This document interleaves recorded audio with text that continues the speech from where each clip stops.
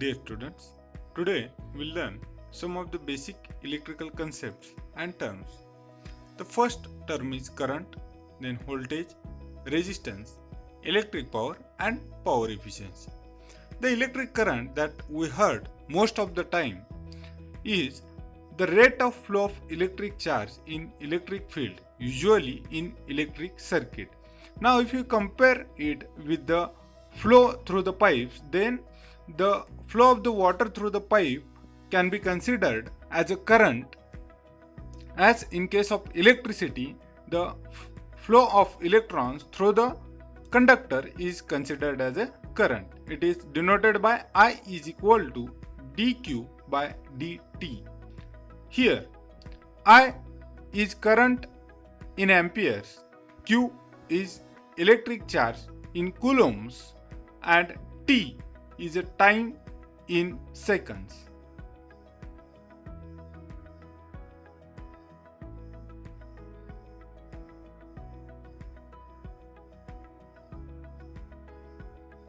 Now, we'll learn there are two types of current. One is a electric current and other is a conventional current. Now we will see the difference between these both. For this we have used a metal conductor and given a positive and negative supply to it. Now you are seeing there are two lines shown, the flow of positive charge and flow of electrons. Now in case of metal conductors, there are two things, holes and electrons. The electrons are called as a majority carrier and the holes are called as a minority carrier. Now when the flow of electron starts, that means we are giving a external supply to the conductor, then the moving of holes is called as a conventional current, that has been shown by the red line, and it is from left to right. And for the negative or electric current, it is defined as a moving in the same direction as the negative charge flow. That means the flow of electron is known as electrical current and the flow of hole is called as a conventional current.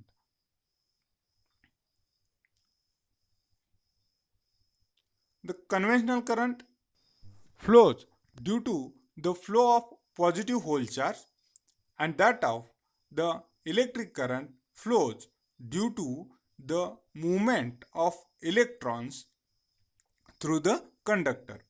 Now the second term is electrical voltage. Now here you see we have given a positive and negative supply between point A and point B. The difference between these two is called as a VAB, that means the voltage across these 2 points.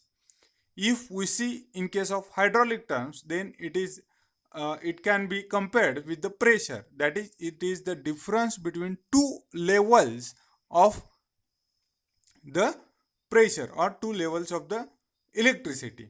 The electrical voltage is defined as the electric potential difference between 2 points of an electric field. The voltage is measured in volts. Here it has been shown by VAB is equal to Q2 minus Q1. That means the voltage available at the point A and at point B, and difference between these two is called as a voltage. Using water pipe analogy, we can visualize the voltage as a height difference that makes the water flow. In an electrical circuit, the electrical voltage V is equal to the energy consumption E divided by the electrical charge Q. That is, V is equal to E divided by Q. V is voltage measured in volts, E is the energy measured in joules, and Q is the electric charge measured in coulombs, that is denoted by measured in C.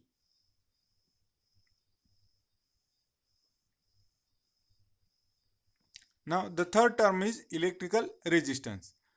The resistance is an electrical quantity that measures how the device or material reduces the electrical current flow through it. It is just like a opposition to the flow of liquid. In case of hydraulics, we measure the viscosity, or we call it as a viscosity. That means as the water starts to flow on the surface, then the surface opposes to the water. The same term applies here. As the electrons flow through the conductor, then the conductor material opposes the flow of electrons. The resistance is measured in ohm. The resistance calculation, the resistance is calculated as R is equal to rho into L by A. The resistance of a conductor is resistivity of the conductor's material times the conductor's length divided by the conductor's cross-sectional area. R is the resistance in ohm, rho is the resistivity in ohm meter, L is the length of conductor in meter, A is the cross-sectional area of the conductor in square meters.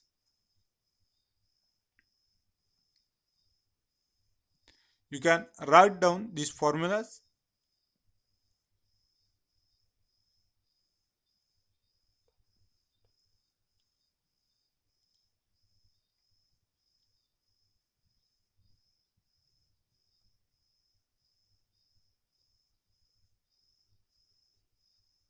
The fourth term is electrical power. The electric power P is equal to the energy consumption E divided by the consumption time T. That is, P is equal to E by T, where P is the electric power in watt, E is energy consumption in joules, and T is the time in seconds. The calculation can be carried out in three ways. First, if in equation they have provided voltage and current, then P is equal to V into I. If in equation they have provided current and resistance, then P is equal to I square into R. And the third method, when the voltage and resistance are provided, then P is equal to V square by R, where P is the electric power in watt, V is the voltage in volts, I is the current, and R is resistance. Electrical power efficiency. The power efficiency is defined as the ratio of the output power divided by the input power. That is, eta is equal to 100 into P out divided by P in. Eta is efficiency in percentage. P in is the input power consumption in watt. P out is the power output or actual work in watts.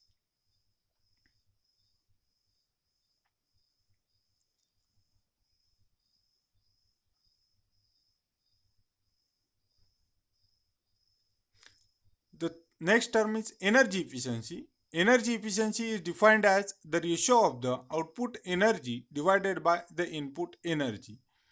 That is, again, eta is equal to 100 into E out divided by E in. Eta is the efficiency in percentage. E in